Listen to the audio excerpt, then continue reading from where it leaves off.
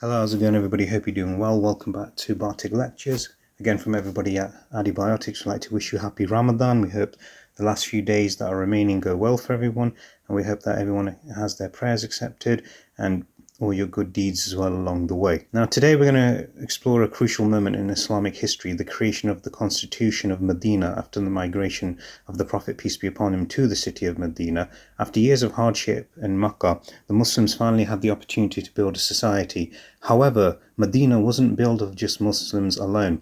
It included different tribes and religious groups. So the question was, how do you create peace, order and justice in such a diverse city?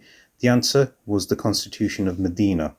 Number one, what was the Constitution of Medina? The Constitution was a formal agreement created by the Prophet, peace be upon him, to organize relationships between the different groups living in the city. It included the Muslims, the Mujahirin and the Ansar, various Jewish tribes, and other local groups as well. This document laid out in clear rules and about rights, responsibility and cooperation. It is often considered one of the first written constitutions in history, establishing a structured and organized society.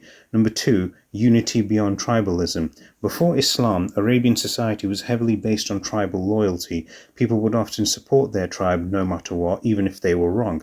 The Constitution of Medina changed this. It included a new concept. People are not just united by tribe, but they shared agreement and justice. Muslims became one united community, Ummah, what was known as, and even non-Muslims were included in the broader society with rights and protections. This was a major shift from division to unity. Number three, rights and responsibility. The Constitution clearly outlined responsibilities for everyone in Medina. For example, all groups would defend the city together, justice will be held up firmly, no opposition was allowed there. Each group could practice its religion freely. It shows that the Prophet, peace be upon him, established a society based on justice, cooperation and mutual respect. Number four, religious freedom and coexistence. One of the most remarkable aspects of the Constitution was that it allowed different religions to coexist peacefully. Jewish tribes and other groups were allowed to practice their religion, protected under the agreement and included as part of a wider society. This demonstrates that early Islamic governments recognized diversity while maintaining unity. Number five, the leadership of the Prophet, peace be upon him. He acted as a spiritual leader, a political leader, a judge and mediator. Through wisdom, fairness, he created a system that balanced the needs of different groups. His leadership turned Medina into a stable, organized society, something that had not existed before that region. So in conclusion, the Constitution of Medina was groundbreaking moment in history.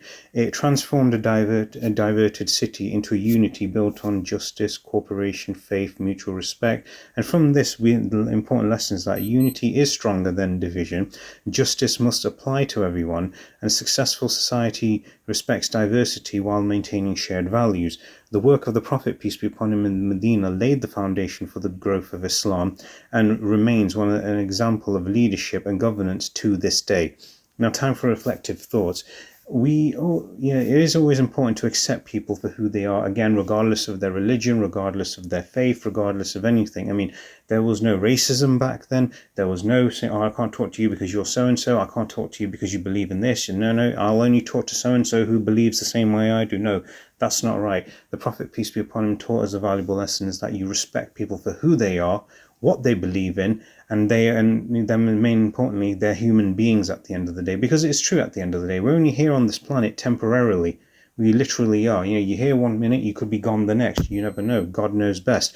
But all we're saying is that respect people of their beliefs. Do not force your belief onto other people, and everybody will get on at the end of the day. It doesn't matter if a person's Muslim, if a person's Hindu, if a person's Sikh, if a person's Christian, Catholic, atheist, Jewish. It doesn't really matter at the end of the day. At the end of the day, we're all humans, and you know what? We have to learn to get on with each other. That's just really what it comes down to. And if the Prophet, peace be upon him, one of the greatest human being who walked the earth, can teach us that valuable lesson, we can do it to make the world a better place.